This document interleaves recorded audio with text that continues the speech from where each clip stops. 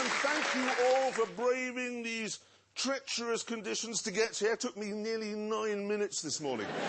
Yeah, his slippers got all soggy on the way. I nearly fell over once, but I made it. And don't worry, because we have an incredible reward for you all. Because in this action-packed show, James wears a red anorak. Richard looks at a pipe of some sort. And I make a cup of tea.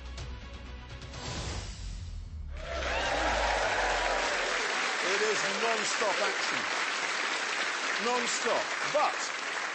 But we begin with mankind. Wow, big start. It is a big start. You see, the thing is, as a species, we are very pleased with ourselves because we have the Porsche 918 and the Ferrari, cars that can travel at 212 miles an hour, an incredible speed, whereas cows and ants... What are you going on about? Well, think about it, OK? A cow is exactly the same now as it was a million years ago. Well, maybe a bit more delicious now, but basically the same. It still stands around all day long in a field eating grass, whereas we think that we've improved.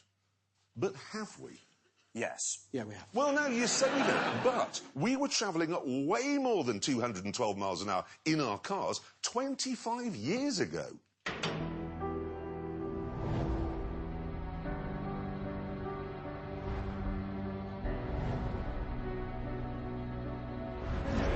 This is the Jaguar XJ220. And with a top speed of 217 miles an hour, it was the fastest car in the world. For about 5 minutes. And then, this came along. The 218 mile an hour Bugatti EB110 Super Sports.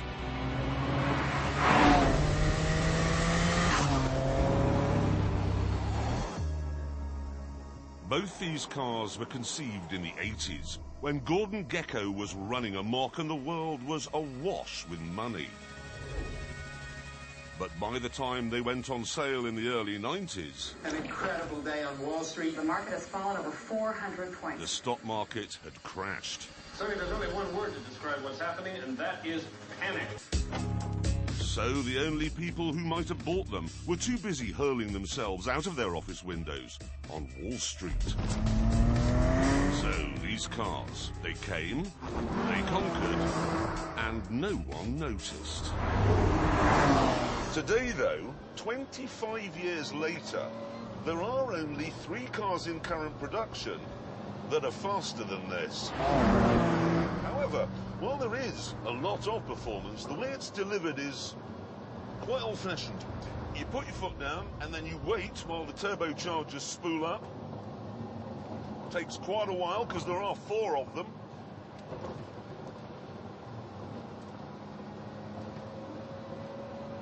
Talk among yourselves.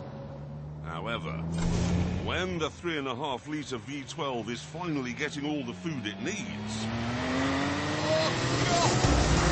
all hell breaks loose.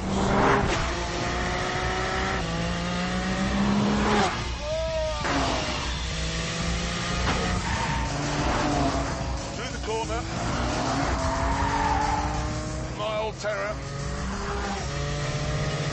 The speed is hilarious and terrifying.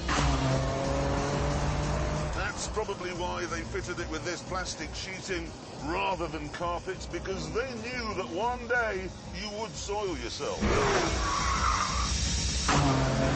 You did have to be good to get the best out of this thing. Which brings me on to Michael Schumacher. He could have had any car he wanted back in the day, but he had one of these. Weirdly, however, and mainly because I think it looks better, I'd have chosen the Jag.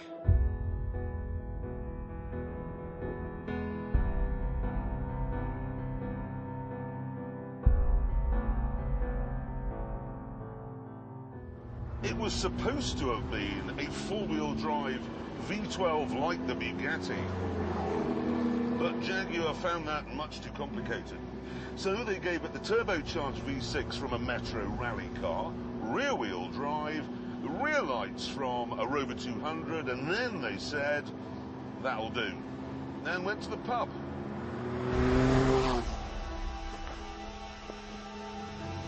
So, does that mean the Jag is embarrassed by the Bugatti in a drag race?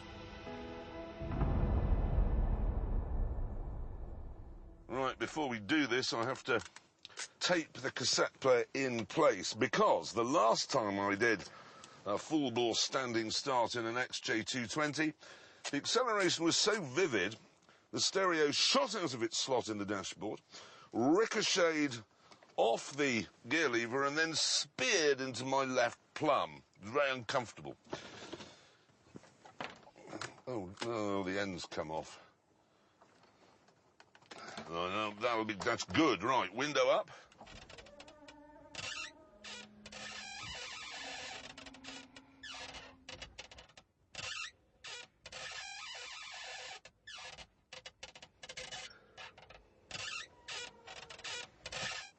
Right, let's do this.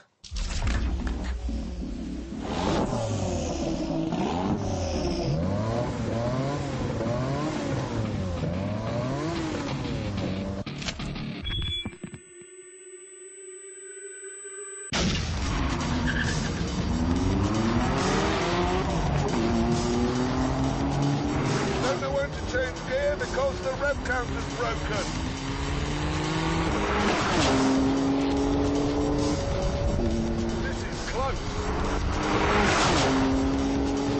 Oh, my word!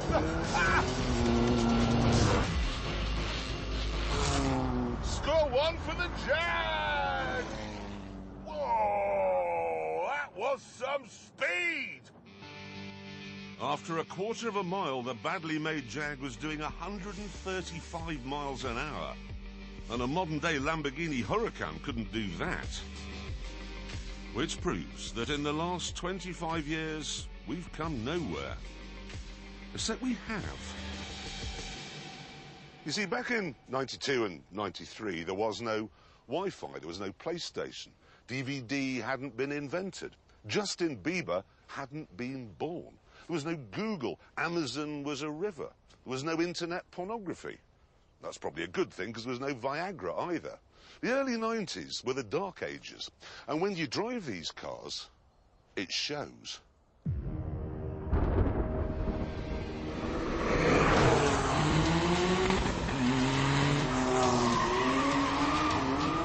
here, there's no power steering, no air conditioning, no anti-lock brakes, and obviously no driver aids of any kind.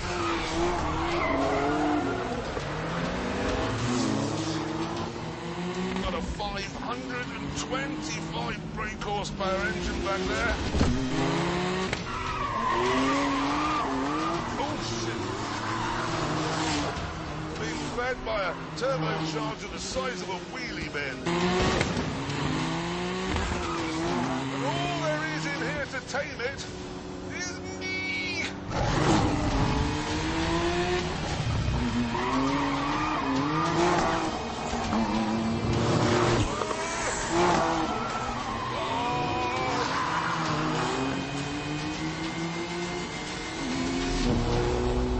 After a couple of laps in this thing, you really are aching and sweating. And you're frightened. You really are. Because this is not a car that's just going to forgive you. If you overdo it, you're going to hit a tree, and that's just an end of it.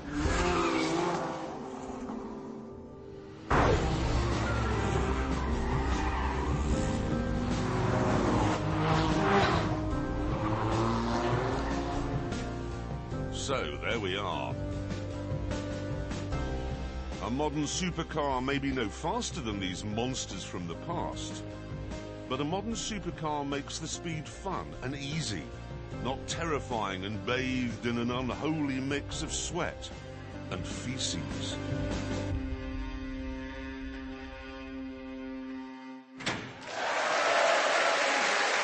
Well done. Covered it all there. No, seriously, well done, because nobody's ever finished a road test with the word feces before. It's brilliant. That was a first, but I'm just thinking, It isn't just supercars that are getting slower, because you remember the Lotus Sunbeam? When was that, 1979, 78? Yeah. That did 0 to 60 in 6.6 seconds, and there aren't many hot hatches that would keep up with that even today. And then you've got trains, the Mallard, the steam trains, quicker than most electric trains. SR-71, Blackbird, nothing in the sky is as fast as that. I suppose if you think about it, we used to be able to get across the Atlantic in 3 hours, and now it takes us 7. Exactly. And now we must put some numbers on our argument by sending the Bugatti round the Ebola-drome. Come on, old timer.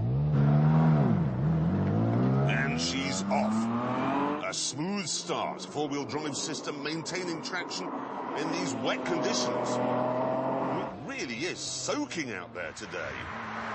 Right, a measured line through the first curve and then carefully working the throttle to keep things in check. Approaching the sweep, down to your name here and smoothly done. Crikey, managing to get the tyres squealing even on this damp section, and then winding up the little V12 to fire it back onto the isn't. Single wiper batting away the drizzle as she hustles it towards the braking zone for the tricky old ladies' house complex. How will it get on here? Very neat, very controlled. And now back on the gas for the run to substation.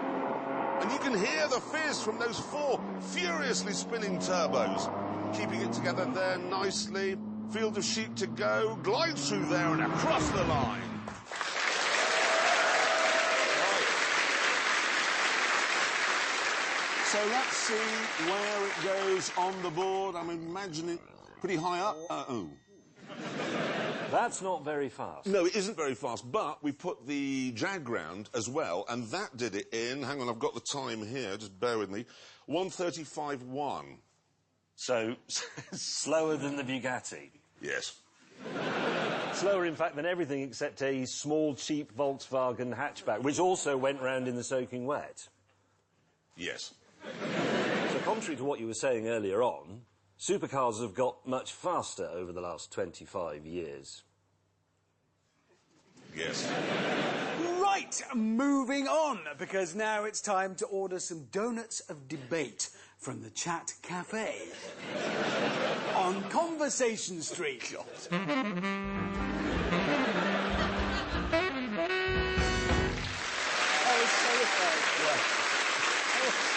Right, good. Now, you know the BMW Z4? Yes. The only car, incidentally, designed on the interior and the exterior by women, OK? Yeah. Well, they're dropping it and replacing it with this. This has been designed by a man, so... And where are you going with this one, Jeremy? So it won't be able to take its jumper off by folding its arms. What? What are you on about? Men can't take their jumpers off like women do. They're crossing their arms. What? I can do that. Well, you're not a man. Oh, right. Well, I take my jumper off. That's how you take a jumper off, like that. How do you know? You just wait for the paramedics to come along, cut it off after your accident. That's how you take a jumper off. I don't know what you're talking about. Take your jumper off. Just take your jumper off. Watch this. Strip How do members you of- take it off? There you see, like a man. He was Really, about women to want do to take their oh no, we can't do that. Seriously, to women, you know what I'm on about? Women cross... If I tried to do that, I'd dislocate my shoulder. Thank you for that nonsense, Jeremy. Can we maybe get back to the BMW now, which is a car? Yes, it is. Now, I have to say, the old one was never as good to drive as it was to look at. No, I know what you mean. No, it wasn't. It was sort of baggy, wasn't it? Yeah, and there was never an M version. You know, it was all just like unexciting. But I'm hoping this new one is as good to drive as it looks, and it does look very good, even though it will struggle on its jumper. Yeah.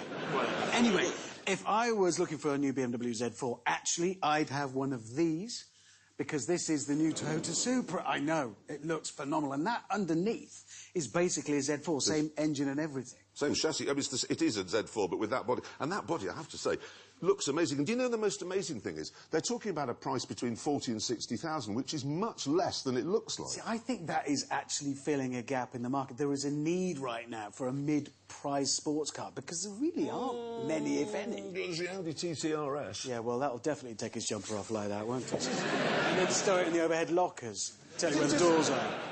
Now, Volkswagen's US head of regulation, that was his job title, a guy called Oliver Schmidt. Yes. He's just been done for his part in Dieselgate, OK? And they've given him 7 years in jail. Or, as he would put it, 4.2 years.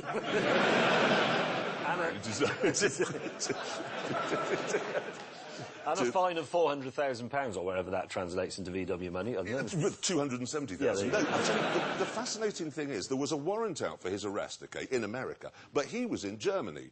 And then, for some reason, he decided to take his annual holiday in Florida and got arrested at the airport. Oh, nice. Why did he do that? Because he's a moron. Oh, yeah. He must be.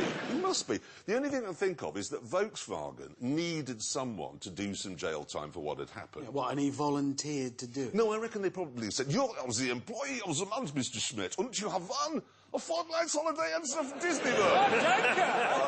Thank you very much. Oh, no, they have arrested me. That's actually a 7-year holiday you've got there, Mr. Smith, and the catering is terrible. Now, do you remember the Rimac we had in programme 1 of this season? There it is. Yep. Yep. Well, they've announced there is a new one coming out. Well, what happened to that one? Well, no, that was called the Concept 1. They only made 8 of those, actually. How many are left? 7. Shut up. What happened to the other one, Hammond? Just stop saying things. The new one is going to be called the Concept 2, and amazingly, they're saying it's going to be even faster. And that was blindingly fast. I actually don't believe that you can make a car go fast. Well, they say it's going to be fast, and it's a bit bigger inside. There'll be more Which you room. did need, because that one was quite cramped. You can fit in this one. I could fit in the last one. You'd be less like Spam, though, if you rolled it over and over and over. It should be more dangerous, you're right. We've actually got a picture of the new Concept 2. Here it is, Hammond. You'll like this. Oh, God, come on. Oh, now there's a new McLaren, OK? I've got a picture of it here. This is staggering, OK? I've got some of the details. It's their new flagship. Kind of replaces the P1. Super hardcore, 789 horsepower. Mentalist, that thing. And they've called it, and this is a tremendous name, I think, they've called it the Senna. Oh, cool. I mean, that is a really cool name for a car like that. I'm glad they didn't call it the Mansell. No, less cool. With its droning engine note, and it would have a stupid moustache above its number plate. Oh. And if it were a convertible, a tweed roof. McLaren Hunt could work, because he was quite cool. Terrible thirst, though, it would have. Yeah, a lot of smoke coming out. Every now and again, it would try and mount another car. Yeah. So it would be cool. On balance, I think Senna's probably the best name they could have come up with. Right, now, what else? What more conversation have we got? I have some conversation for you. You have some conversation? I do, yes, because, you know, last week you were talking about how you ended up following a pigeon. How fast did you reckon it was going? 35? 35, I think you said. The other day, I was going down a country lane and I ended up following a blackbird, and that only does 28. And that's interesting, because that means a blackbird in level flight is slower than a pigeon. What is wrong with you two?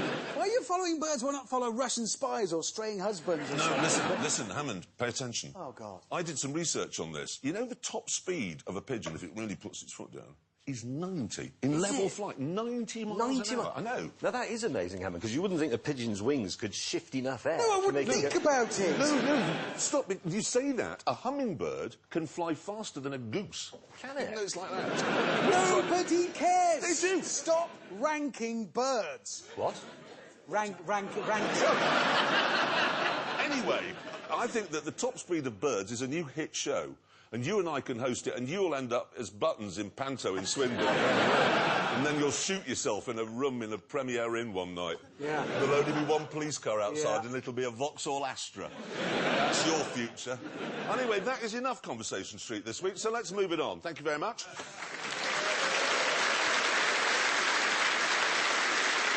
Now, as I'm sure you know, trying to set a speed record is very, very dangerous. And especially if you try to do it on water. In fact, over the years, and this is a true fact, 85% of everyone who's tried to break a speed record on water has been killed in the process. 85%. But that's not the sort of figure that puts us off. Exactly. Because there was a 15% chance of surviving it, we decided to try and break the UK speed record for amphibious vehicles. Yeah, first, though, we had to build a car that could be driven legally on the road, but that would also go very quickly on the water. And how hard can that be? Since we were trying to break an amphibious speed record, the obvious starting point was here. At Huddersfield International Airport. Why are we at Huddersfield International Airport? Yeah, why aren't we at a lake? Because I am project leader, and one of the many, many things that I know is that to go fast on water, you have to have a lot of power. To demonstrate what I was on about, I'd set up a test using the jet engine from an RAF Nimrod.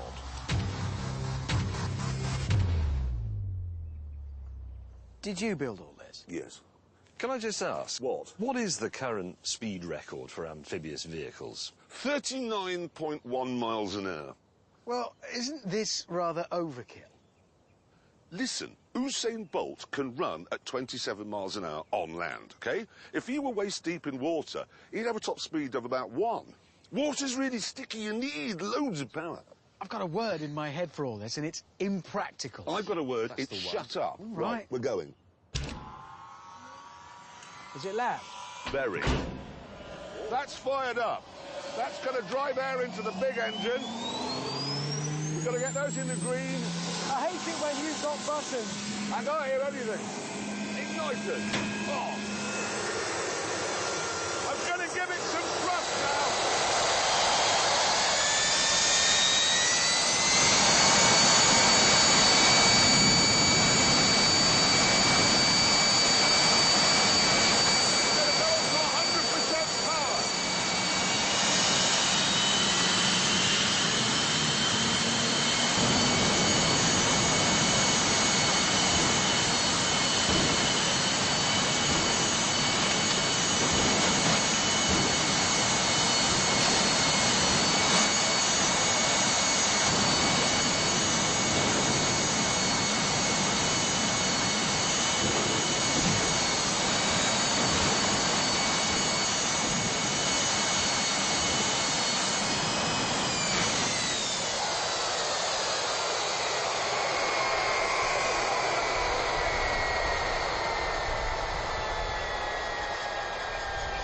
You are a witness dodo. Look at it! Ah, on the upside, there is an upside here. If it's capable of doing that, imagine how fast we're going to go on the lake.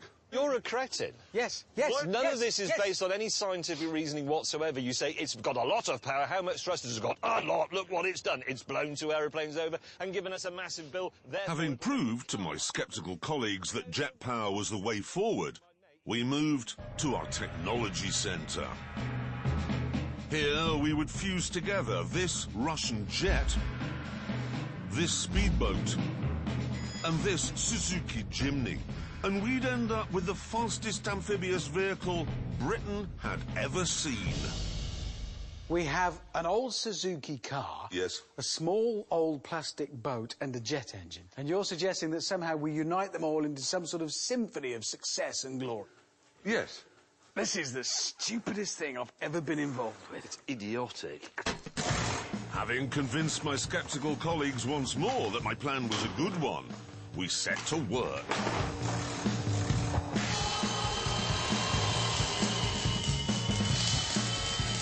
And soon, our amazing creation was ready.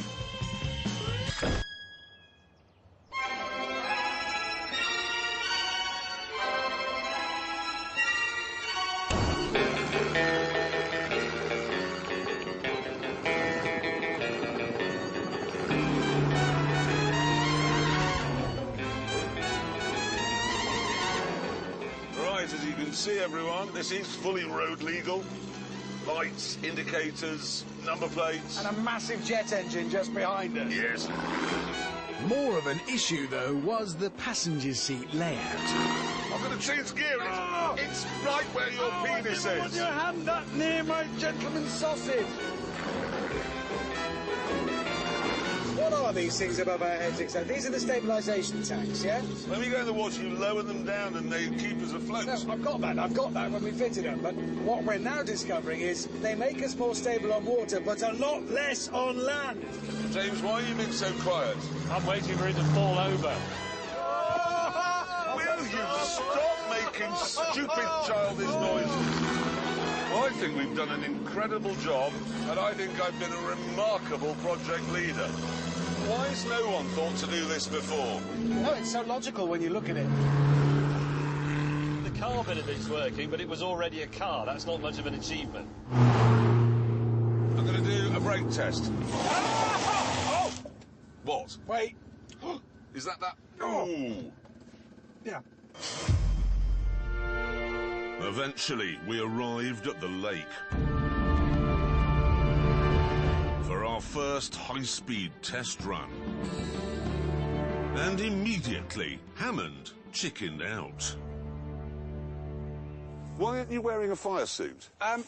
Jet engines just aren't my thing. I'm gonna watch this from the back. Are you really not coming in it? No, I'm gonna be the observer. Ooh.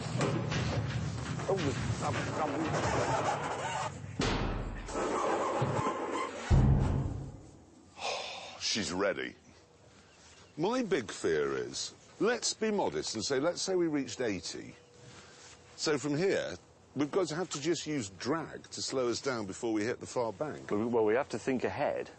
Yes. Start decelerating when you pass that midpoint. Then you should be all right. I think he's right. The middle is the critical point. Then just back off the throttles. And then we'll just use the drag of the pontoons to slow us down. Okay. Right. Soon, James and I were ready for the test, and not at all nervous. When we fire up the jet, this perspex that I put in here, I put it in. So what if that just goes? You shouldn't have said that. You know in Die Hard 2, when the enormous soldier is sucked into the engine? Oh, yeah. Yeah, that's like that. It will be like that, won't it? Ready? He's not going in. Oh, I feel buoyancy. I am proud of my two colleagues. This is historic. We are now going to fire up the jet engine. Right, put your thing on. It's going to be bloody loud. What thing? These things. This is a good point. Right. Comms check. Dials are engaged. This is the speedometer.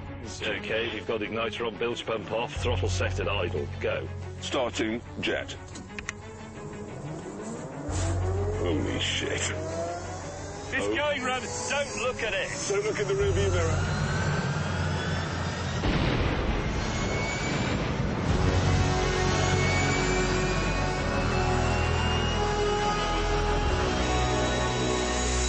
Oh, this is phenomenal!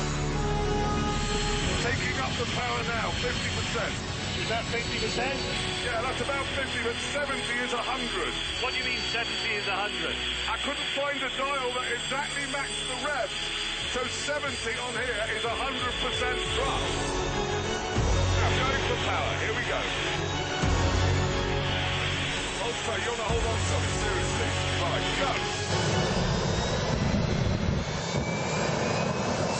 That's 100% thrust.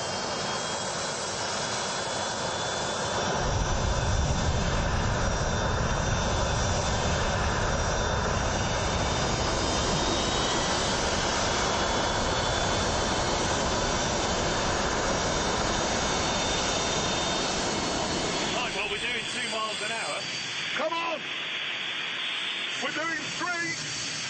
Why is it so slow? I mean, that jet is from a Russian fighter. That is capable of keeping a Russian fighter in the air. Why won't it make us go more than 3? In the air. That's the point. The air. Hammond is keeping up with us. That's it. Come on! Can I just say something? We're sinking. No, my half is sinking. Oh, God, we really do need... I'm going to go into shore. I don't think they needed the neck braces in the end.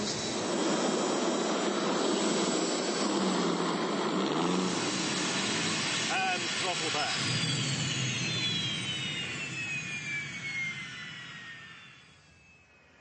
Speed? 3. 3. Yeah, it does 3. That's your top speed. It's 3. You could row at 3 miles an hour. On the upside, and there is one, neither of us were killed. And that's an upside? No, the issue at hand Yes. Yeah. is... It doesn't work. Yes. Why doesn't it work? Well, it's mainly to do with the shape of the car, the shape of the sawn-up bits of tatty old boat that you blue-tack to it, the drag of the pontoons, the size and power and position of the engine, the amount of fuel it will run, the basic physics, the fact that water is 750 times as dense as air, which is the medium... It was time to go back to the drawing board. And this time we gave Jeremy a job he could actually do. Now, this is the car that currently holds the record for amphibious vehicles. It's the Gibbs Humdinger, and as you can see, it is not an ancient Suzuki with an old Russian jet engine on the back. No, it's a light plastic car with a hull and, as you can see, retractable wheels. Exactly, and that's why we have chosen as the basis for our project this.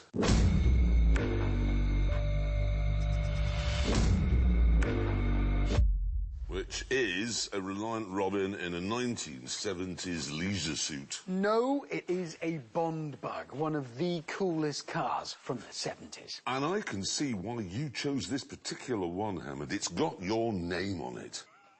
Shut up. The only reason these things never really caught on was because nobody thought of making them amphibious. Yes, but we have, you see, so we're going to fit it with retractable wheels, same as the Gibbs, and we're going to use the engine from one of these. A jet engine. Yes, which is my sort idea. of, but different. It's my idea. The jet engine was not your idea. It was No, the jet engine isn't my idea, but the idea of making an amphibious car using a jet engine was my idea. This is a water jet. It's different. And anyway, this is genius because you can rent one of these from pretty much any beach in the world that will do 50 miles an hour out of the box. This one will do 67. It will, exactly. Well, that's plenty. So all we've got to do is incorporate this into the roadworthy shell of the Bond Bug, and we've got a very fast car and a very fast boat in the same thing. Which is exactly what I was doing.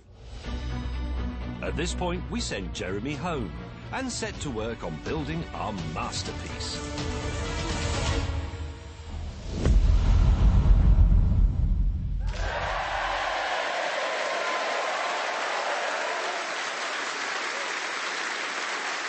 I don't know why you're applauding. They know nothing about boats. Absolutely nothing. Old planes, yes. Helicopters, yes. Old motorcycles, a lot. But boats, nothing. But we shall see what they came up with later on. Now, though, it is time for Celebrity Face-Off!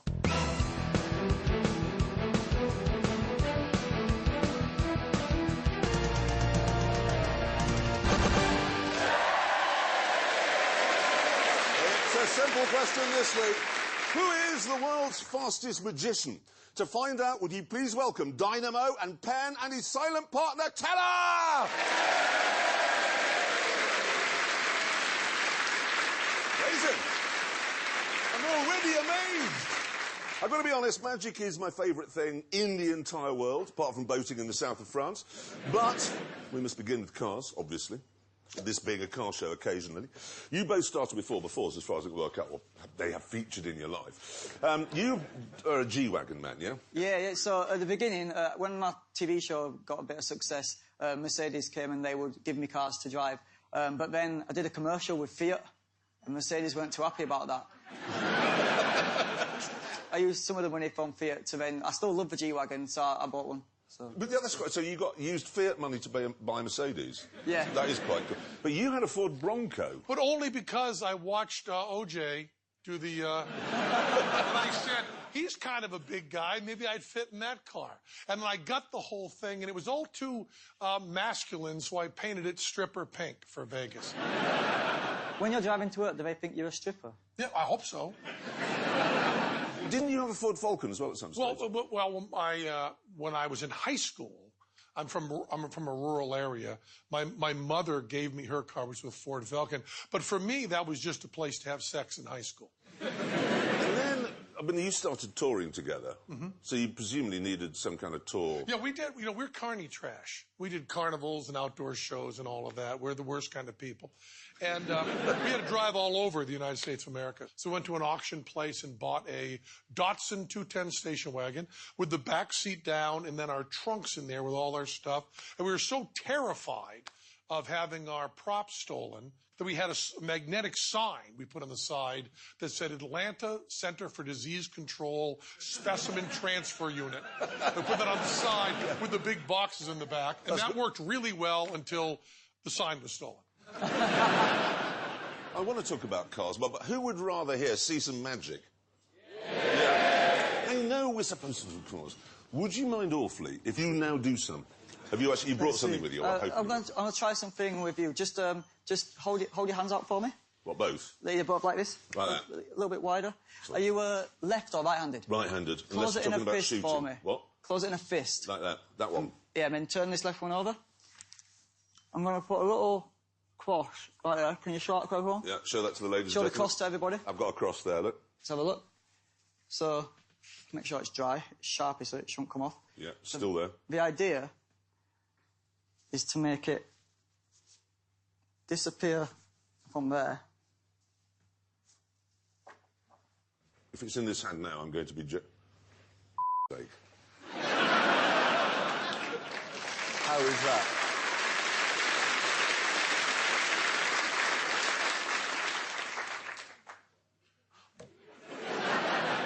Go on, do another one. Who'd like to see another one? Yeah. Come on, what have you got? Okay, have you got a piece of paper there? Yes. I've got a pen here. I'm just going to do some markings for you. We'll start here. Take the pen. There. Take the pen. Top. Yeah, yeah. Give me a number from, say, from 1 to 10. 9. 9. Write it down. 9. Great. We'll go for, let's see, the lady right there with the glass on. Yep. I need another number from 9 to 19. 11. 11. Great, write that down. Man. That's a bit embarrassing. Right. We may be in a world of trouble here.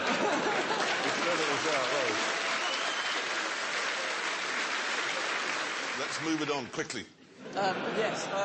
Richard. Yes? A number from 11 to 21. 19. 19. Are you sure? Yes. 19. Write it down. Brilliant. 19 there, yeah? Perfect. Yes. Yep. We'll go for this guy here in a blue jacket. How you doing? Actually, that's a woman.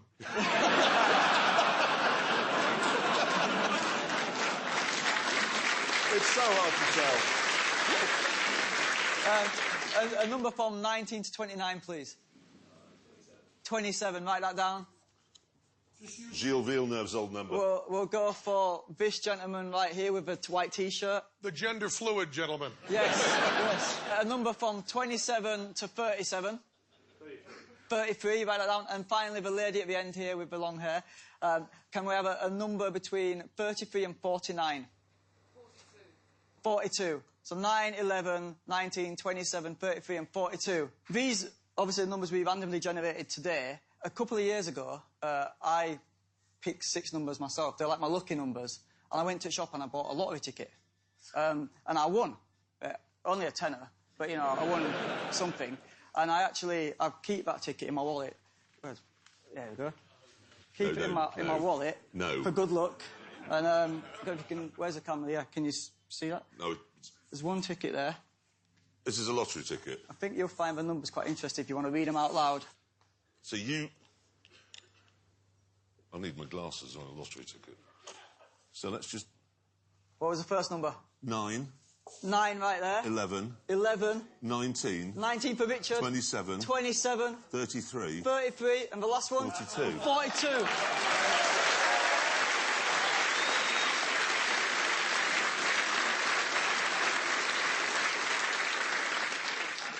Not actually a lottery ticket. I mean, it's like... It is a lot...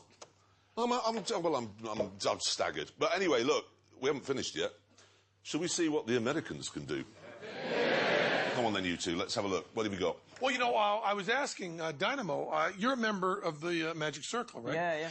We are not, and Teller and I have a reputation, not ill-deserved, for giving away magic secrets. Yeah, you do. I mean, you always say... We have done that, yeah. So they will not let us be members. So that got us thinking, could we do a trick that would fool the Magic Circle while giving away all the very principles we've given away. And the first thing we gave away in 1985, way back then, went to the David Letterman program and gave away the idea of fake blindfolds that are used by magicians. As a matter of fact, we said every blindfold used by a magician is fake, which we've stood by. We're going to have a blindfold that can't be faked, which is Dynamo.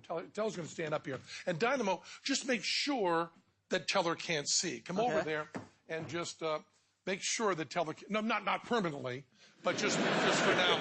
Just put your hands right over his eyes there so he can't see. No need to be gentle. It's not me. Cool. All you got to do is make sure he can't see. You know. How many fingers am I holding up? Now, we've been accused of giving away the idea of marked cards. Marked cards are very hard to track. Even professional gamblers sometimes can't determine if they're marked. But Dynamo's going to make sure they're not marked. The cards will be dealt face down until his right hands. If the cards were marked, which they're not, Teller would have to see, and Dynamo is making sure they can't see. Now, the other thing we gave away was on the Johnny Carson program, we gave away the idea of a card force, that it's easy to do a trick if you know in advance what card's going to be picked. And one of the ways you can do a force like that, Jeremy, is to have all the cards be the same. Yeah. Then you just have a card selected, you already know what it's going to be. But if you could stand up for a second, Jeremy, I think it'd be a little easier for us. I want you to make sure you look over these and make sure they are not all the same. I'll try to fan them all out. No, that's a pack of cards. Yeah, it's a pack of cards. Now, another way you can do a card force is you can use sleight of hand to force the bottom card, the top card, or even a card in the middle. But I'm going to eliminate sleight of hand by using your hands, okay? So I'm going to give you, I'll give you most of the deck right here. Just take most, and I'm going to just fan them out like this. Fan them out. And don't let me see, but just think of one. Don't even point to it. Don't cut to it. Just look over all the cards you have. You have most of the deck. And then just think of one card. Don't even look at it. Just think of it. And then close them out so I can't even see what you're doing. And then give those cards a good shuffle. Or give them that kind of shuffle. Good, that's good. But probably face down so you can't tell what you're shuffling there. So you've thought of one card. You have no idea where it is in this deck. Is that right? Now, magicians often want you to misremember the sequence of events. We want you to very much remember the sequence. The card is only in your head. Is that right? Yeah. It's nowhere else. Nowhere else. And the cards are all mixed up. You have no idea where it is there, right? No. I'm going to put these in your hand. Now, the order of these will not change. It will not change. I'm not going to touch them again. I will not touch them again, okay? Yep. Now that my hands are off, I won't touch them again. What was the name of the card? King of Hearts. Okay, now you're going to go over there, and you're going to deal the cards one at a time from the top, face down to Teller's right hand, okay? Into his hand? Into his right hand. So face down? Yeah. And Dynamo, make sure he can't see. He can't see nothing. See, we're just being whipping boys again, Dynamo, us English.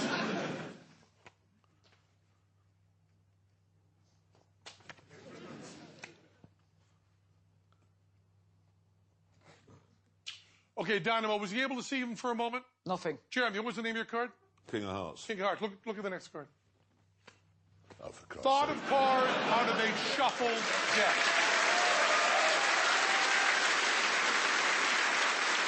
Well,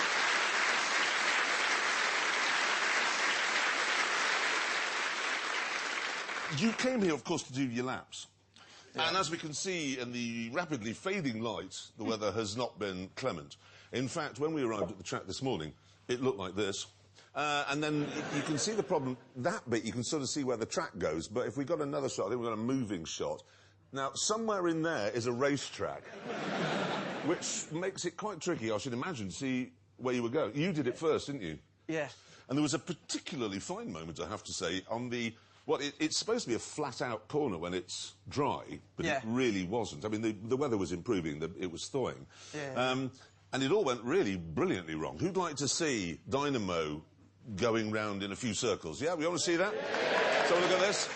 This is a flat-out corner, and then you just can see it's going, and then... That's a properly big slide off, that one is. Round of applause for that, though. We like that. Was that scary? No, it was well fun. I was like, yeah, I could have done this all day. It's so much fun. Who'd like to see the lap that eventually resulted? Yeah? Let's have a look. Let's have a look. Dynamo's lap. Here it comes. Thawed out. A nice, smooth, quiet start. And he's away. Right, let's do this. Okay, that's quick through that. Oh, that's cutting that corner, but nicely done. Nicely held. And now we go on to what is normally gravel, but... what's it look like now? It's just mud and slush. God, that looks tricky. But you're keeping it...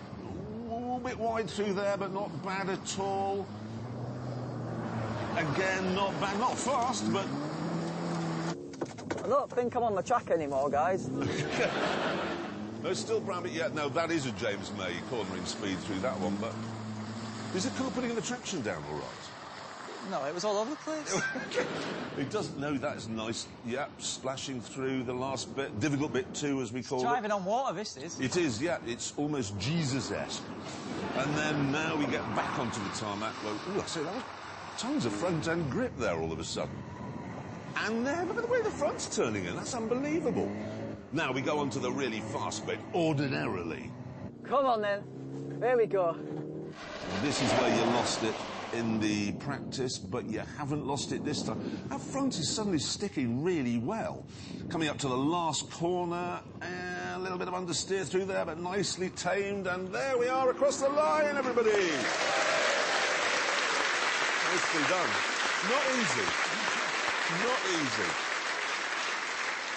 Now then, after you'd had a go, it was your turn. Yes, that's good. You enjoy yourself? I had a very good time, yeah, and I had Teller as a passenger, which was helpful.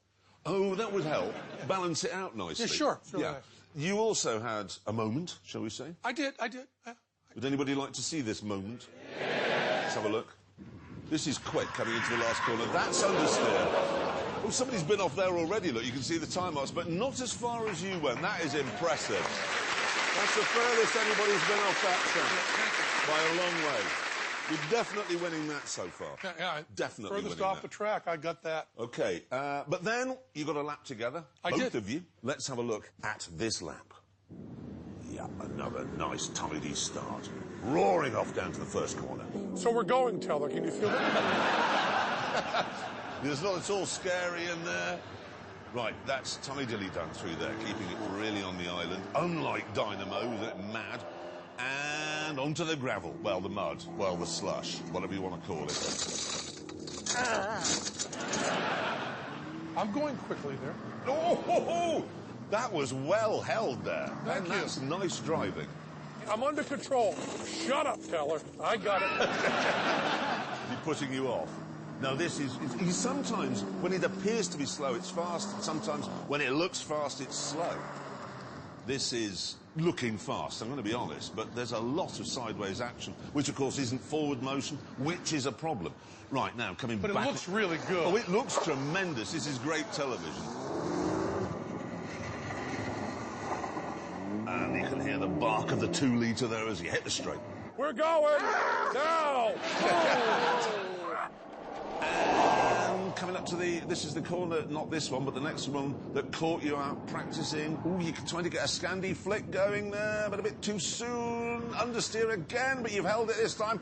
And there we are. Yep, across the line, everybody.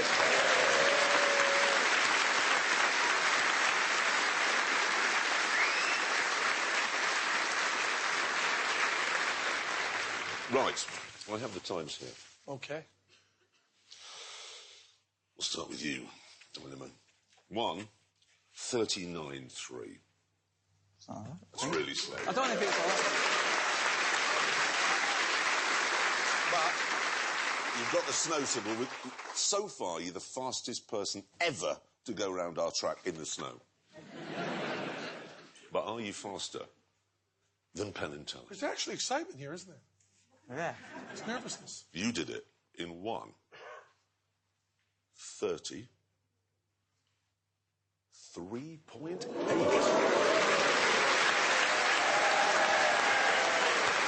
Bad winning. Commiserations. Commiserations. Congratulations, gentlemen. Congratulations. That was fantastic.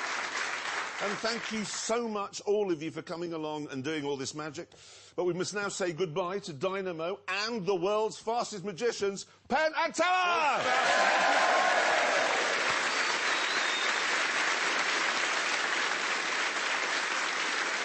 Now, Tonight, we are attempting to break the British water speed record for amphibious cars. Yeah, now earlier on, Jeremy had a go at making something, and his effort was, frankly, terrible. No, it wasn't. It was. Yeah, so Hammond and I took control of the project, and what we decided to do was take a 1970s three-wheeler with a removable roof called a Bond Bug, here's a picture of it, and mate that with a jet ski to create something that we had christened the Pond Bug.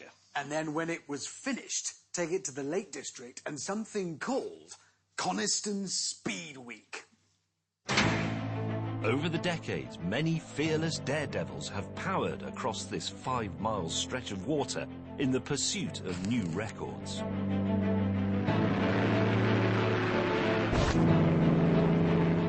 One was the legendary Donald Campbell, who was killed here in 1967 whilst trying to break the 300-mile-per-hour barrier.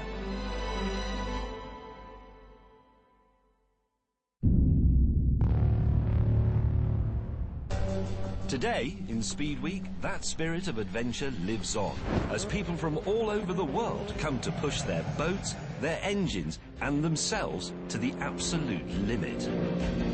This was speed heaven, and I felt sure our fully road-legal Pond Bug would blend in perfectly.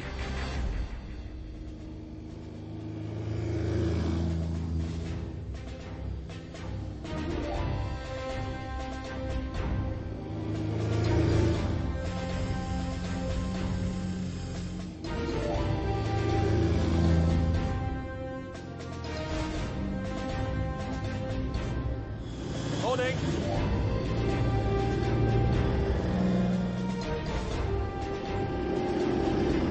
Look at all this.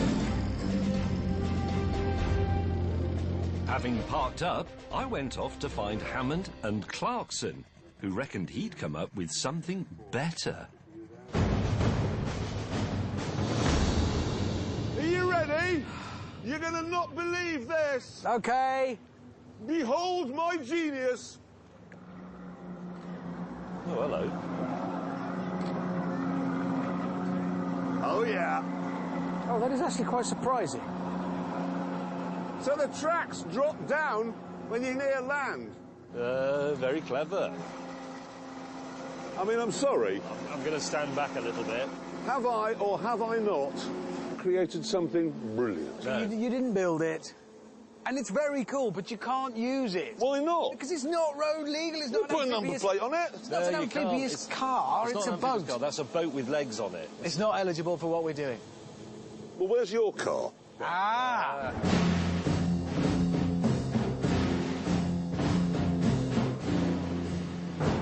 What do you think? Oh, yeah. Look at it. That is a quality job. Hmm? Why are you pulling that face? It's the stupidest thing I've ever seen in my life. It's the coolest thing there has ever been. Look at it. What are they? These are the doors. Yeah, it's undercarriage doors. What doors? Well, so you retract the undercarriage, the front wheel goes up, and then these doors shut. You've got a smooth hull. So those, what do the back wheels do? What about the chine? What do you mean, what about the chine? Look at the chine at the back. This is to attempt a water speed record. I know. This, right, this is what you need for high-speed run, a smooth, rounded chine. When this is up here, it's sharp. Yes. So as you're going along, you catch that, and it's going to go.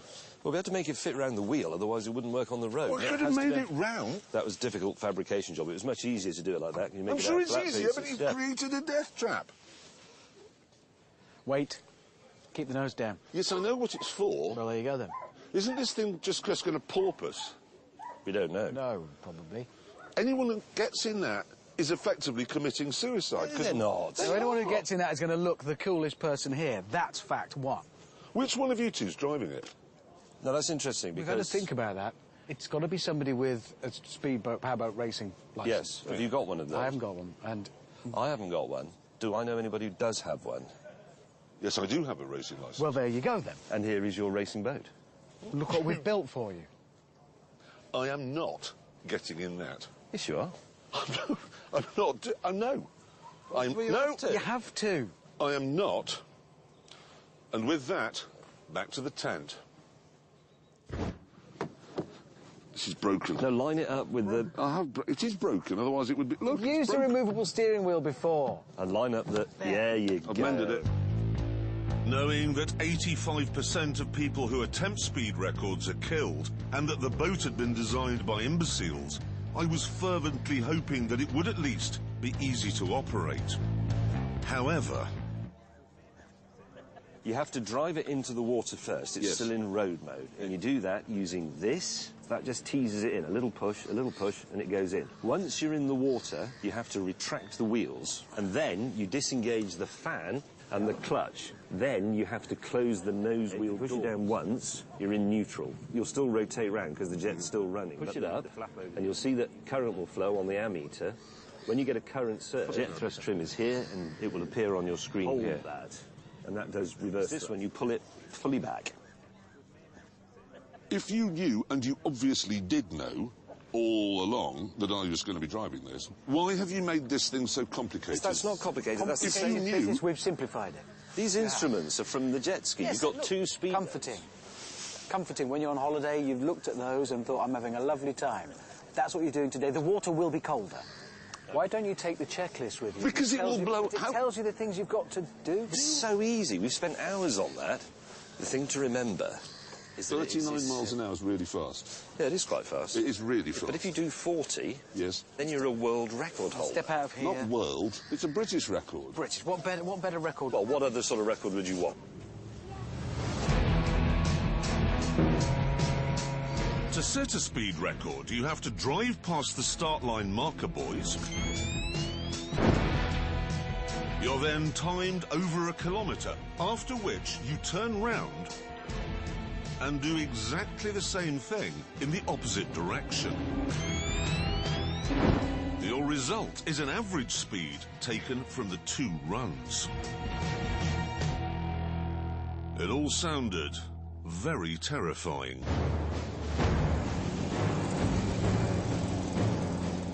Please sink like a stone. Please sink, sink, sink. No, it isn't. Damn it. It looks good. It looks brilliant. Okay, we have every faith in you. We don't have every faith. Nope. And no faith. Wheels! Wheels coming up. It was now time for the checklist. What do I do with the clutch? I've forgotten that. Doors. Doors. Is that right? How do I get it out of... Wait a minute. Right, bilge. No, that's bilge. It's not right. No, it's just go... Oh, this is terrible! Hammond! May, you idiots! Why is he just going round and round? Is there a record for going round and round? Don't know, but if there is, it's in the bag. Right, I think we need to go to a better viewing position to see his run. Let's go with that. With the ridiculous checklist completed, I had to get some speed up so I could cross the start line at full chat. Visor down.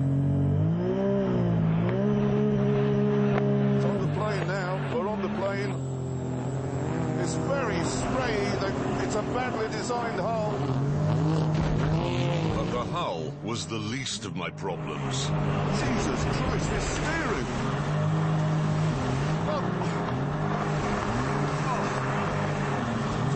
Nightmare. I can't steer it. I literally cannot steer it. I think he's experimenting with it. I think he's sort of testing. Oh my God! Oh, God. It looks pretty good. It looks fabulous. I bet it handles like a dream. Oh, come on! I'm gonna crash into the bloody safety boat. Look, he's making That looks turns. tremendous. Yes. 3 times I tried to get the pond bug pointing in the right direction.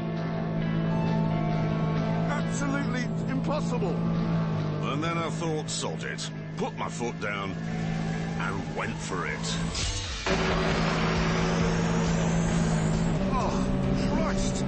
It's only my skill that is keeping this pointing in a straight line. And to make matters worse for a man on a speed run, I had no idea how fast I was going. I got a GPS speedo, but I can't read it because there isn't any GPS. Why have they given me such shoddy workmanship?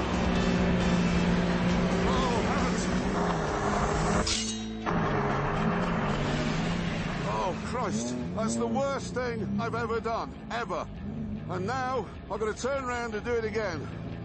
I've got to wait for my own wash to die down. That's what did for Campbell. He went back too quickly. Here we go.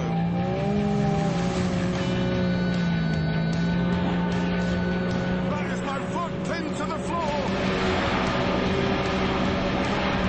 Jesus, it's starting to turn more. It's really bad.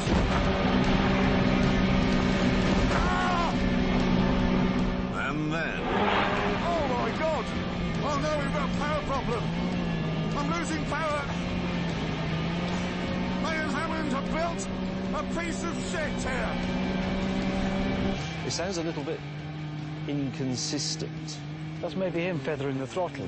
He's possibly finessing it to keep it on the plane. Oh, no, come on!